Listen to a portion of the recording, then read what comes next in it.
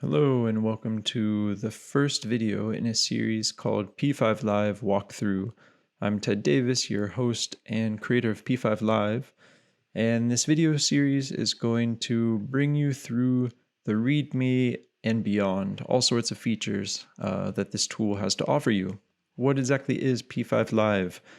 It is essentially a full-screen live coding VJ AlgoRave environment for working with P5.js, also with a lot of features around collaboration, especially remote peer-to-peer coding. So let's get right into it. This is what you see when you first go to p5live.org, the whole README, but I'll click OK, and I am ready to start coding. So maybe first I'll press Command Control F to make it full screen so I can be totally immersed in this. And I can just start typing circle, mouse X, mouse Y, 50, and there's my code. So long as you don't have any bugs, it'll attempt to automatically compile for you all the time. So I can also just go and change my code, 150, and it updated it half a second later. We can adjust that and slow it down if we want, but by default, we're sort of trying to do this live coding and just sort of playing and exploring through changing these numbers. What we're seeing here is actually something called soft compile, where if there are no bugs and we make a quick enough change, it can actually just update the sketch for us. Fill 128. It can update the sketch for us without having to clear and recompile the whole thing. So this is a pretty wild ability where we can say, fade out the background for me. I type this quickly, or 0, 255, and I can fade into another color. All kinds of interesting ways to use this, but more it's just kind of a nice smooth update to whatever we're working on. So we're just coding right away. Once in a while, if I want to really clear stuff, I can force a recompile. So I can press Control Enter, and what that does is it forces this thing to recompile, and if we haven't changed our code, it ends up doing a hard recompile. So I can turn off that code. I could say no fill, stroke white, and recompile if I want to kind of get rid of things that were already there. To hide the editor, it might be nice at times to sort of turn that off. I can press Control E, will toggle the editor out of our view. So again, Control E turns that on and off. Our menu on the right, we can press Control M to toggle this. So it's nice, we can sort of get things out of the way, maybe start it over, and then have fun just sort of being immersed in our code. I'll bring everything back. So we just started coding, and by default, it started a new sketch for us, which I can rename, and I could call this Slinky. And if I'm ready to make another sketch, I can just press the plus sign. There's a shortcut key for it. I can press new. And what happens is it puts me on the demo for new until I start typing something. So I'll say, hello world. And now it cloned that demo. So all of the demos are kind of read only. The minute you type on it, it'll jump and create a clone of it. So I have a new sketch. I can say stroke 255, line, let's have the mouse X, mouse Y, width divided by 2, height divided by 2, and I can do some fun pencil shavings.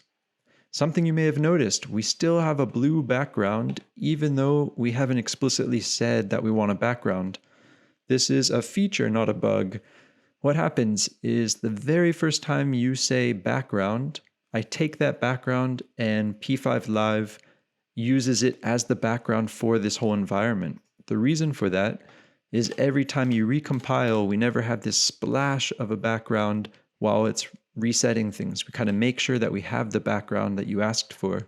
So in my setup or draw, I could change that background. I could say, let's go back to having a black background. And now if I recompile, that is our background. I can always change my mind down here and use it with a fade and sort of have, let's have a little radar pencil shaving thing. Okay, I can give this a name, pencil shaving and maybe I turn off the background. So in the sketches, I can move these around, I can rearrange them, I can do all kinds of import, exporting. I'll get into all of these features about the sketches. What's most important at the beginning is just being able to switch between them. And keep in mind that everything that we create is only living in the browser. So there's no cloud, there's no syncing. It's really living in the local storage of your browser. So another episode will get all into how we back these up, how we can import, export them. But just keep in mind, every change we make is sort of saved in this environment as local storage. If you are on Windows or Linux, you may want to jump ahead to the settings and check if there's any shortcuts that are causing conflicts with your operating system or browser. To change a shortcut, you just click on it, it turns green, and then you press a new combo of keys, Control-Shift-N, and that will now create a new sketch for me, Control-Shift-N. I did it wrong. There we go. There we go. So now I have a new sketch, and I'm going to put it back because I'll confuse myself if I leave it there. Yeah, and I think I'll wrap up by showing you just a quick meta sketch. What exactly is P5LIVE? We jumped right into coding. Essentially, it is a full screen P5.js running in the canvas HTML5 element in the background of our website. There is an editor sitting on top of that we see here. We can turn it on and off. And then there's P5LIVE, which is sort of this environment holding all that stuff together, giving us the ability to co-code, to save, import, export, all sorts of things we'll get into. And yeah, it's fun to just go and start live coding and see what that does. So here we just changed on the fly what these should be. Let's change it to another color. Yeah, we can really start changing stuff quickly without refreshing and really sketching through code. So this is the basic environment. These videos will be released slowly over the summer, so subscribe to stay tuned and catch them as they arrive. And last but not least, a huge shout out to the Processing Foundation for supporting this project through the 2021 Teaching Fellowship. So a big thanks to them.